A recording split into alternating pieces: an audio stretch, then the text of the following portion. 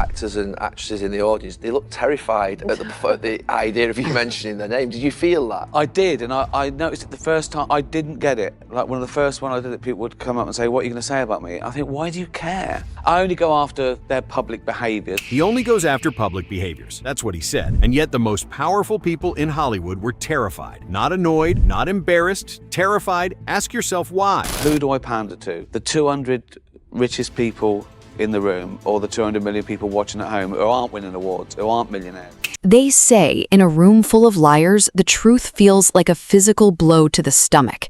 In January 2020, Ricky Gervais delivered that blow at the Golden Globes with a beer in one hand and zero fear for his career.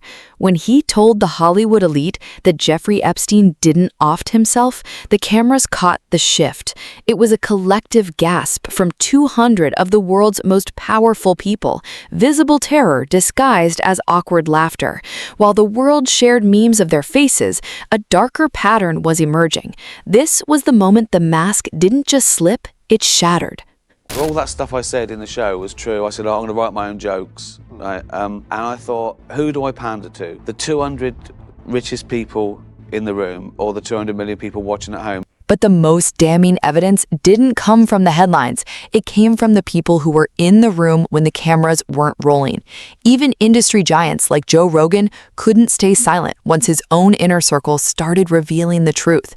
Listen to how he unmasked the massive gap between the be kind character and the person described as a total monster behind the scenes. The Ellen situation. Yeah. You know, people found out that Ellen was mean, and all these people came out and said, Ellen's actually a bitch.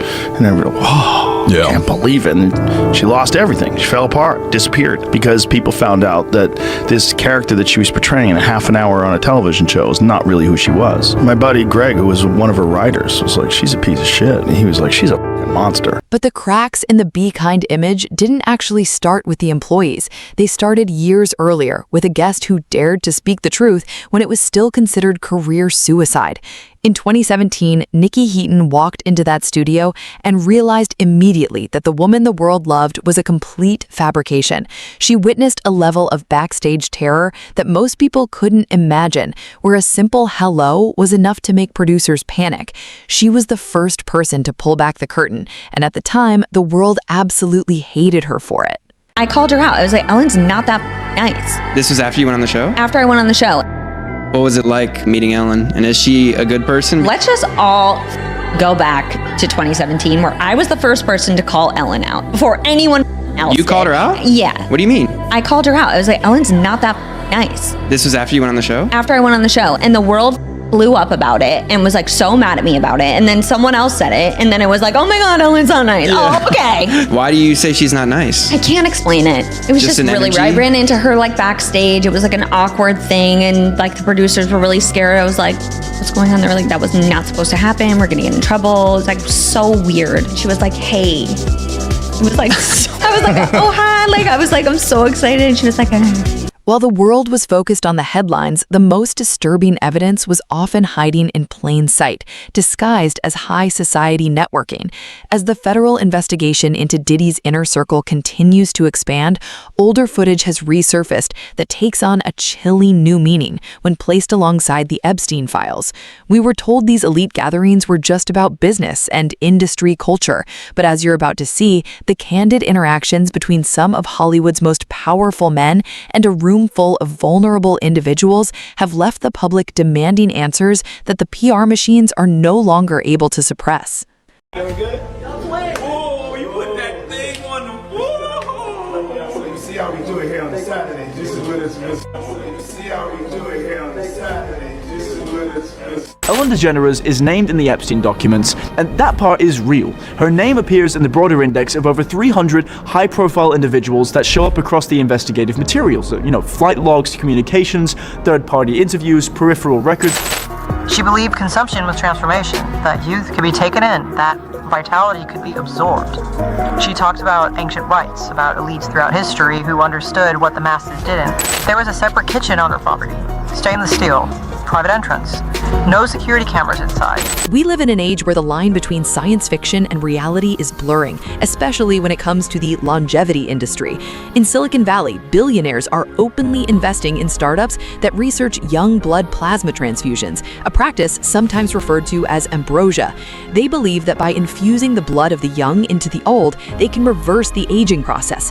While the public version of this science is heavily regulated and often met with skepticism, the black market version is where the real horror lies. The rumors of extraction involve the harvesting of biological materials from young bodies, specifically during moments of intense fear or trauma. The theory, which has been whispered about in elite circles for decades, is that the body produces certain compounds during these moments that have a rejuvenating effect on whoever consumes them. This is the dark truth behind the treatments on Epstein Island and the ancient rites that Ellen allegedly described to her wife. It's a belief that youth isn't just a phase of life, but a substance that can be taken and used by those with enough power and money. Okay, let's talk about this facial that you're obsessed with. That how many did you get the whole cast of Ocean's 8 to do Not this? everybody. Okay, and, good, smart ones. Just those that I thought would appreciate it. Okay, explain what it is. Well, it's this way in which one forces through microneedling. It's like a little roller with these. Some of you, I think many of you know it. And it pushes through the skin and ruptures the collagen, and then boosts it. You look like a burn victim for a day, but then it pushes. The What are you pushing into the skin, Sandra? Carrie? What are you pushing into the skin? Well, you push in whatever the facialist would like to insert into your pores. But what is it? It is an extraction from a piece of skin that came from a young person far, far away, and they somehow figured out how to extract. It's foreskin from a Korean baby. This explains the obsession with youth in Hollywood that goes far beyond vanity. It's not about looking good for the cameras, it's about a literal biological thirst for vitality. When Portia allegedly witnessed the preparations in that stainless steel kitchen, she wasn't looking at a chef, she was looking at the end result of a global supply chain of human resources. The science is real, the demand is high, and the people at the top of the pyramid have spent a lifetime ensuring the public never knows where the ingredients for their vitality actually come from. But as more whistleblowers come forward, the curtain is finally being pulled back on this biological goldmine. There was a separate kitchen on the property, stainless steel, private entrance, no security cameras inside. Curious how the stars keep their glow and their homes A-list ready? I've handpicked the top-rated skincare, home, and wellness essentials favored by Hollywood's elite in my official Amazon storefront. Click the link in my description to shop the CELEB CURIO collection today. But as the files became public, the spotlight began to shift from the convicted predators to the mainstream celebrities who allegedly helped keep their dark world spinning. There was also a lot of language that appears to be coded regarding food. I wanted to let you know the crew really appreciated the pizza. Another email read, "This is better than a Chinese cookie. See attached. Let's go for pizza and grape soda again." This one talks about, yeah, that's the pizza. You mean radiating a soft glow with a look of bliss and excitement. There's one more, I think, in this list as well. Sorry, I have no stomach for even the slightest aggro. I don't have the stomach for it for any drama, imaginary or real. I'm still fragile off the last one and scared of shadows. This is in response to some videos that were shared where Jeffrey Epstein himself says, "I watched all of these videos, don't send any more." And then Ghislaine is like, "I can't stomach any of this." What the fuck did you send? That Jeffrey Epstein was like, no more. While nothing was ever proven in a court of law, the allegations claimed she smoothed over introductions, connected powerful people with young talent, and helped keep the industry's most sinister secrets completely quiet. When the Epstein files broke the internet, people were absolutely shocked to see how many beloved, family-friendly celebrities were deeply entrenched in a world of private islands and offshore bank accounts. The contrast between a host demanding her audience be kind while allegedly rubbing shoulders with disgraced financiers was a tough pill to swallow. But just when the public thought the allegations couldn't get any weirder, a brand new theory took over the internet, and it involved a rumor so disturbing it sounds like something straight out of a horror movie. Earlier, I'll give you another example here. Epstein sends a message to someone, she looks pregnant, reacting to a photo. And the client replies back to Epstein, "You mean radiating a soft glow with a look of bliss and excitement? Yeah, that's the pizza." I cannot be clearer than this, that this is a code word. It makes no sense in that context whatsoever. And this on top of the example I gave you earlier, when his neurologist gave him the medicine for having an erection, erectile dysfunction, I assume, or could be even Viagra, and then told him to wash his hands, go have pizza and grape soda. Has been mentioned time and time again. Having adult men, successful men that are very health oriented, constantly talk about pizza with grape soda, which I've never heard before.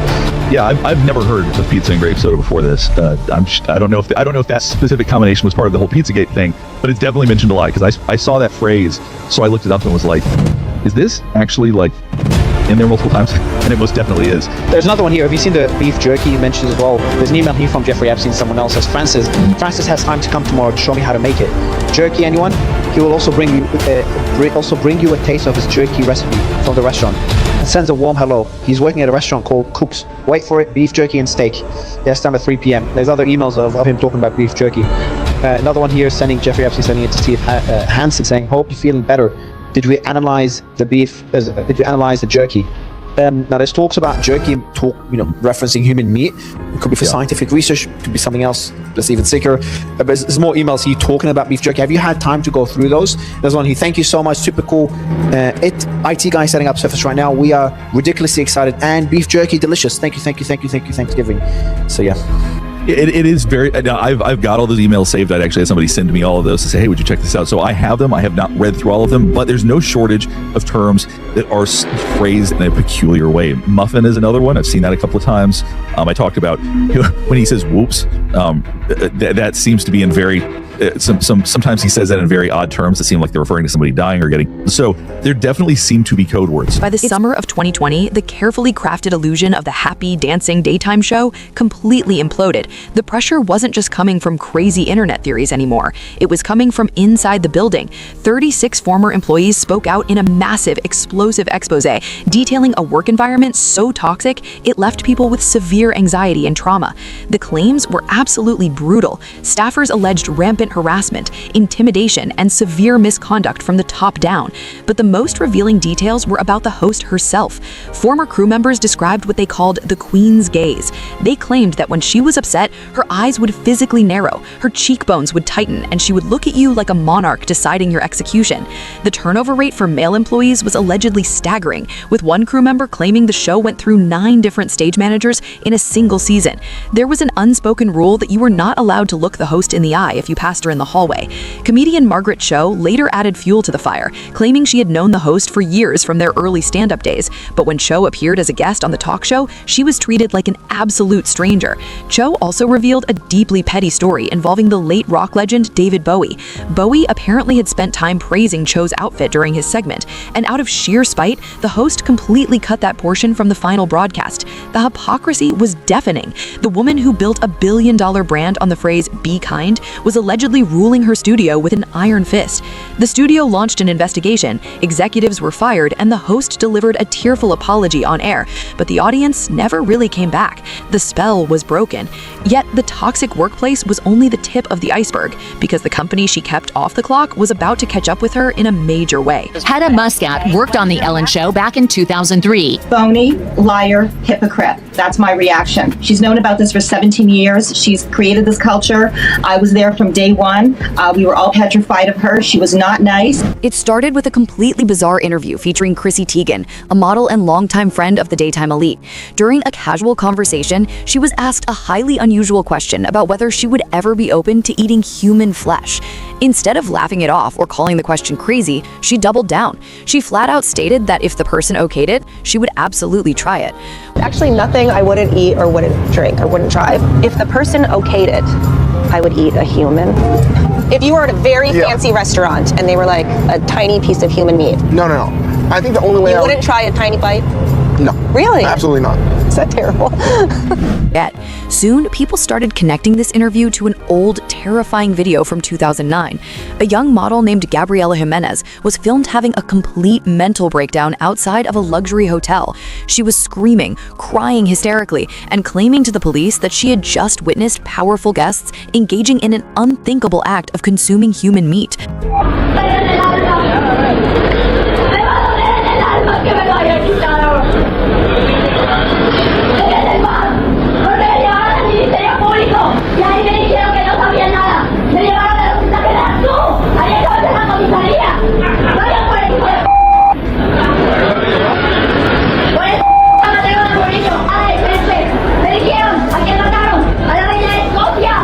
A la reina Elisa,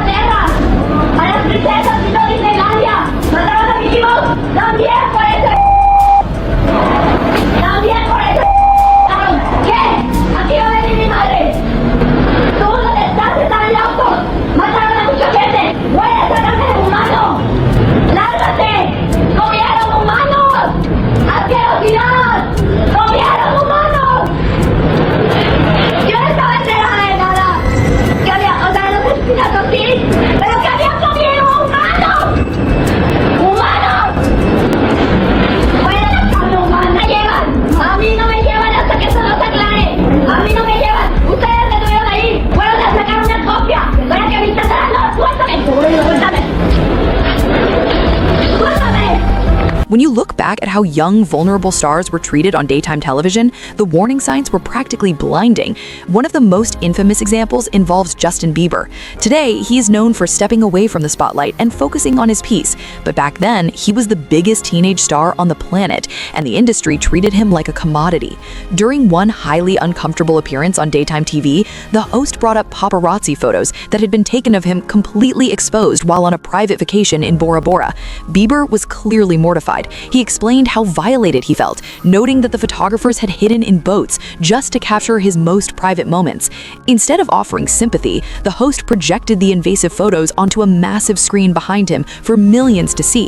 She then began grilling him about the woman in the background of the photo. Demand desperately looking for seems to be buried somewhere under mountains of confirmed court documents, personal grudges, internet speculation, and the very real pain of people who were completely mistreated and silenced by the industry.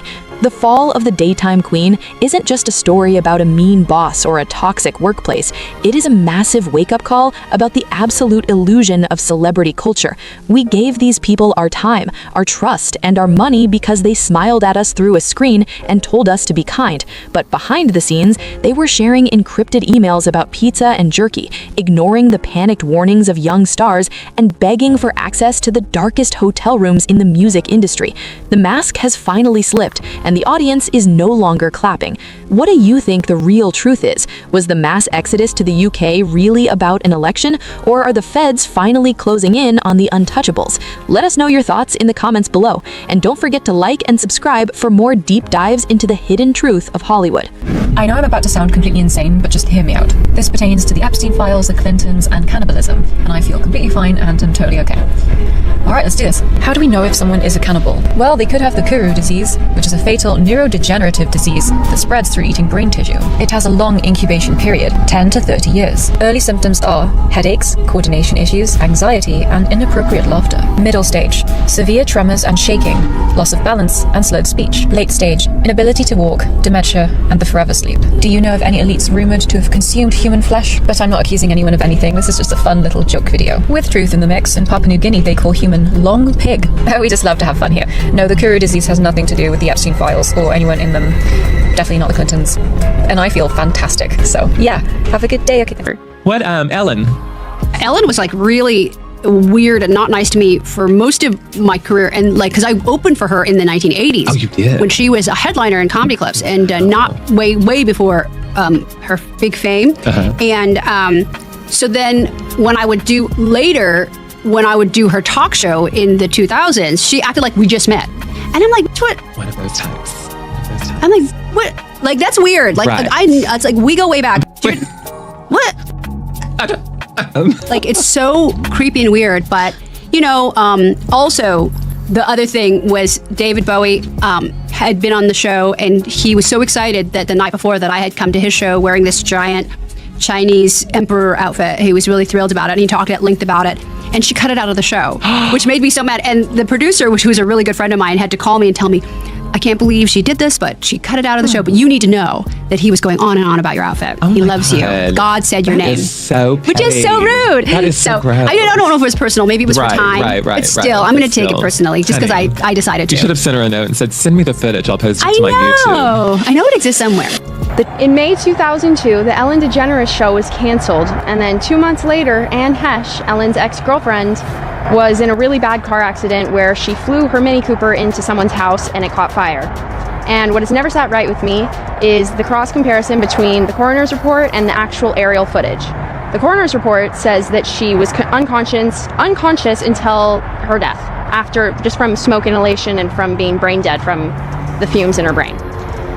But if you look at the footage, she sits straight up, and that takes a conscious effort, I feel, but I'm not a scientist. I mean, I'm not a doctor. But the other thing is her other host, her co-host Twitch, died 4 months after that. And I just think that that's a suspicious amount of like close people around. The fallout from the Epstein files has officially reached the point of no return. Melinda French Gates recently sat down to address the specific, chilling allegations against her ex-husband, including details about his behavior that were kept secret from her throughout their marriage. She didn't just speak about a divorce, she spoke about a dark culture of exploitation that is finally being brought into the light, and her description of the unbelievable sadness behind the scenes tells you everything you need to know about the muck that still remains hidden.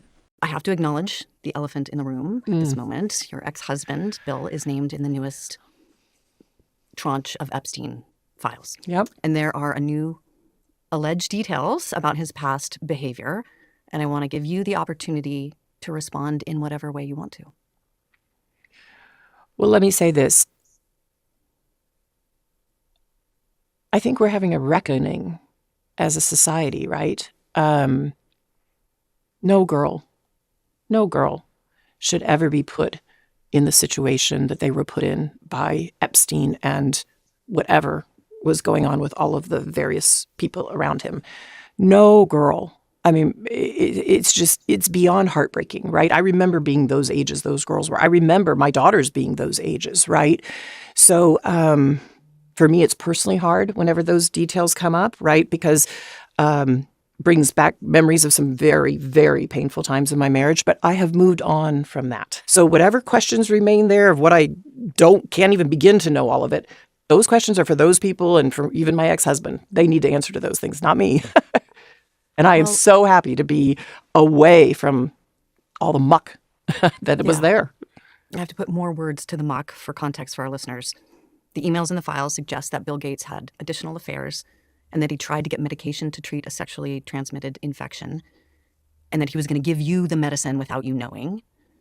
His representative has said all of this is false. It is not on you to have to respond to the details of that alleged behavior, but I wonder what your dominant emotion is when you read these news articles with these details. Sad. Just unbelievable sadness.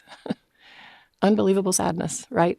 And again, I'm able to take my own sadness and look at those young girls and say, my God, how did that happen to those girls, right? And so for me, it's just sadness for, I left my marriage. I had to leave my marriage. I wanted to leave my marriage. And so it's just sad.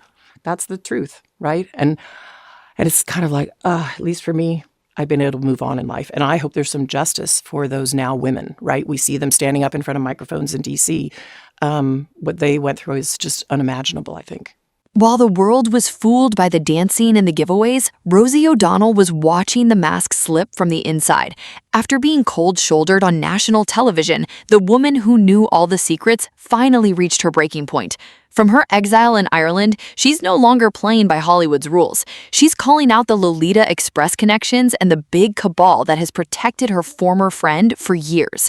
This isn't just gossip. It's a warning shot from a woman who has 40 years of receipts and nothing left to lose. The glitz, the glamour, and the absolute audacity. For 30 years, Rosie O'Donnell played the loyal friend. But behind the scenes, Ellen DeGeneres was reportedly trading her soul for a seat on the Lolita Express. The real fracture started in 2004 when Ellen cold-shouldered Rosie on Larry King Live. But that was just the tip of the iceberg. Rosie watched in horror as her friend ditched regular people to fly private with the world's most dangerous elites. We're talking about secret islands and parties that never hit the tabloids. Rosie knew the truth about Ellen's lifestyle shifts and the hidden trips that lined up perfectly with Epstein's orbit. After decades of being silenced, Rosie finally fled to Ireland, dropping a photograph of Jeffrey Epstein like a digital grenade. The message was clear: the friendship is dead, and the secrets are coming out. The stories we've discussed today are hard to process. It's difficult to reconcile the image of a daytime legend with the chilling allegations of extraction and consumption. But the truth doesn't care about our comfort. As Jim Caviezel famously said, the message is the same whether you view these acts as literal or symbolic. The people at the top have been consuming the vitality of the generations below them to keep their own empires alive. The people we talked about today have billions of dollars dedicated to keeping these stories in the dark. They've already tried to bury the movies, the documentaries, and the whistleblowers, but they can't stop the truth once it starts spreading. Subscribe to join our community of truth seekers. We don't just report the news, we find the files the mainstream media is too terrified to touch because we go beyond the headlines. Hit subscribe and let's hold the elite accountable.